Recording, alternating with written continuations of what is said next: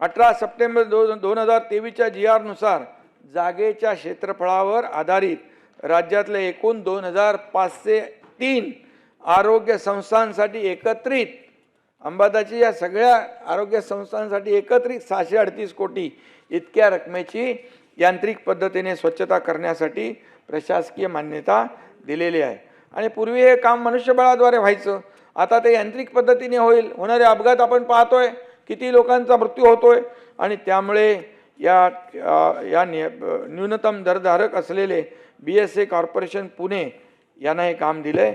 या कामासाठी 13 सप्टेंबर 2024 मध्ये MOU सुद्धा करण्यात आला आहे, परंतु या ठिकाणी पुढची कारवाई आता सुरू आहे। या ठिकाणी आणि कोणीतरी स्वयं अर्थसहाय्यित शाळांबाबत मला वाटतं अभ्यंकर यांनी मुद्दा मांडला आहे।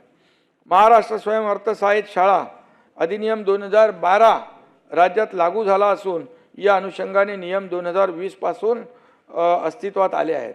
त्यामुळे या नियमानुसार नवीन शाळेला मान्यता देण्यासाठी कार्यपद्धती निश्चित करण्यात आली असून त्यानुसार प्रथमतः शाळेला इरादापत्र व नंतर मान्यतापत्र देण्याची तरतूद आहे।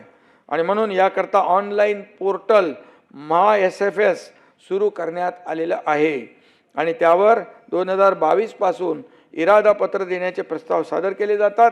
जून 2025 पासून अंतिम मान्यता देण्याचे प्रस्ताव देखील ऑनलाईन पोर्टल मार्फत सादर केले जातात। आता isakal.com आहे देशातील नंबर 1 ची मराठी न्यूज वेबसाईट। प्रत्येक अपडेटसाठी isakal.com ला नक्की भेट द्या।